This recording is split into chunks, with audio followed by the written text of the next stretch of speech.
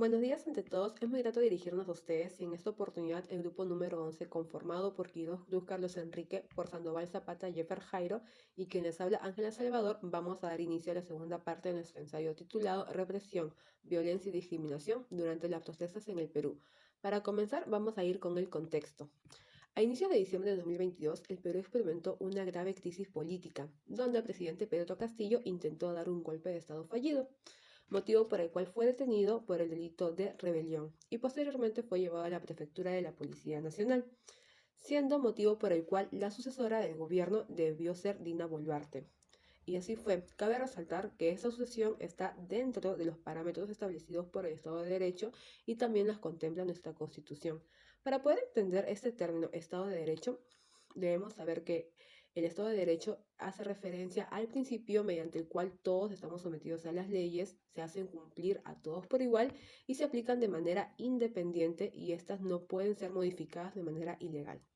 Bueno, el repentino gobierno de Dina Boluarte desató una ola de protestas al interior del país, donde muchos de estos ciudadanos reclamaban que Dina Boluarte no los representaba y querían que Pedro Castillo regresara al gobierno.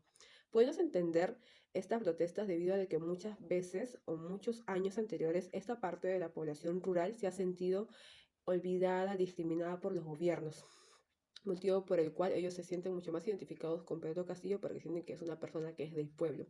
Bueno, en medio de todas estas protestas se desató un ambiente de violencia en diferentes zonas del Perú, donde las más afectadas fueron Lima, Ica, Puno y Cusco, donde lamentablemente fuimos testigos de cómo hubo abusos por parte de las autoridades, actos de violencia y discriminación hacia los protestantes, y también fuimos testigos de cómo lamentablemente hubo la pérdida de vidas humanas. En medio de todo esto, estos eventos desató una gran crítica por parte de las cadenas internacionales y también a nivel nacional, donde más o menos se planteaba la cuestión si es que se garantizaba el respeto a los derechos humanos durante las protestas aquí en el Perú, siendo motivo por el cual nace nuestra pregunta controversial. ¿Consideras que en el Perú se cometen violaciones de los derechos humanos durante las protestas? Bueno, para seguir con nuestro ensayo, le voy a dar pase a mis compañeros que van a seguir con la segunda parte. Buenas noches, mi nombre es Carlos Quiroz Cruz. Yo daré respuesta a nuestra pregunta controversial y detallaré uno de los argumentos que respaldan nuestra postura. Desde nuestro punto de vista consideramos de que sí existen actos de violencia de los derechos humanos, abusos y discriminación durante las manifestaciones más recientes en el Perú. A continuación, detallaré uno de los argumentos que respaldarán nuestra postura. En primer lugar, según la Corte Internacional de Derechos Humanos, observó que en el informe, en el caso de Juliaca, se presentan situaciones donde se habrían actuado haciendo uso indiscriminado de la fuerza por parte de los agentes policiales, ocasionando graves violaciones de los derechos humanos en contra de los protestantes y terceras personas. El 9 de enero de 2023 se presenció la represión más brutal por parte de las autoridades. Aunque los pobladores intentaron tomar a la fuerza el aeropuerto de Juliaca, ellos no contaban con armas letales. Los objetos que tenían como defensa eran piedras y fuegos artificiales que fueron realizados de manera casera que usaron en contra de la fuerza del orden. Ahora, no eximiéndolos de su responsabilidad y entendiendo que este accionar debe ser investigado, esto no justifica el uso desmedido y abusivo de la fuerza por parte de las autoridades, quienes haciendo uso de sus armas abrieron fuego en contra de sus compatriotas, dejando a personas fallecidas por impacto de bala y perdigones, siendo este un caso grave de violación de los derechos humanos y represión hacia los participantes de las marchas, dejando como víctima también a personas que no tenían nada que ver en el asunto, que simplemente estaban transitando y tuvieron la mala suerte de recibir un disparo o ser golpeado por cualquier otro tipo de arma. Similar situación se vivió en la región de Lima, donde se realizó la denominada Toma de Lima, llegando diferentes pobladores del interior del país a la capital. Aquí, como primer acto de atentado contra los derechos de las personas, tenemos el incidente de la Universidad Nacional Mayor de San Marcos, donde la policía hizo la intervención de manera desmedida e incluso ilegal contra los manifestantes, quienes fueron reducidos y tirados al suelo como si hubieran cometido algún delito, sin importar que muchos de estos tenían niños al lado. Por otro lado, tenemos los enfrentamientos en el centro de Lima, dejando como consecuencia 2 víctimas mortales. Ante esto, la Corte Internacional de Derechos Humanos resolvía que frente a los grandes actos de violación a los derechos humanos debía hacerse una investigación por parte de la Fiscalía y determinar a los responsables de estos sucesos. Por otro lado, el Estado también tiene responsabilidades por ir en contra de los derechos de la protesta y violación de los derechos humanos. Buenas tardes, profesora. Mi nombre es Jeffer Jairo Sandoval Zapata. Y en segundo lugar, según el último reporte de la Defensoría del Pueblo, se registraron 59 personas fallecidas en el entorno de las últimas manifestaciones, que se iniciaron el 7 de diciembre, de lo cual 47 personas son civiles fallecidos en medio de los enfrentamientos con la policía y los militares.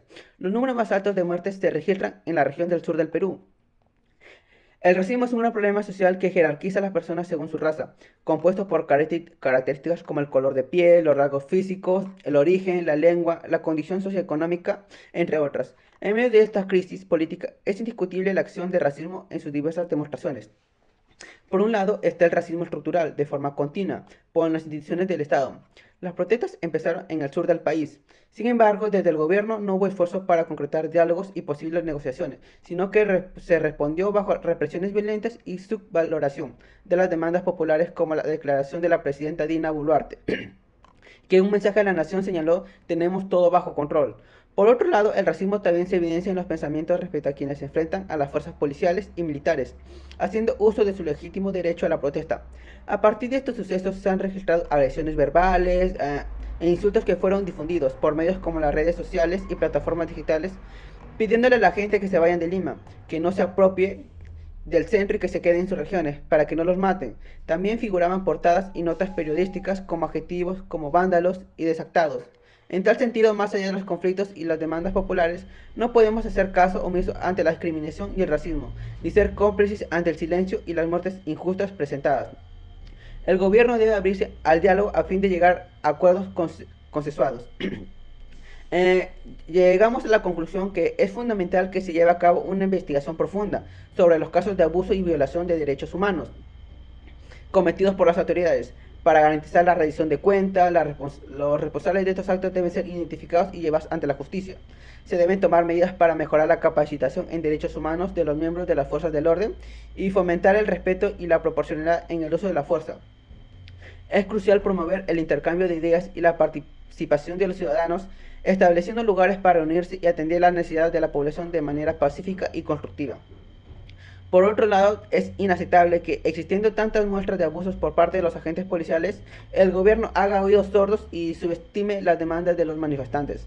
Por ello sugerimos que una alternativa de solución sería gestionar e implementar una estrategia de diálogo donde se puedan encontrar soluciones a las demandas de los manifestantes de forma consensuada, a fin de concluir con los conflictos sociales y eliminar con todo acto de racismo y discriminación.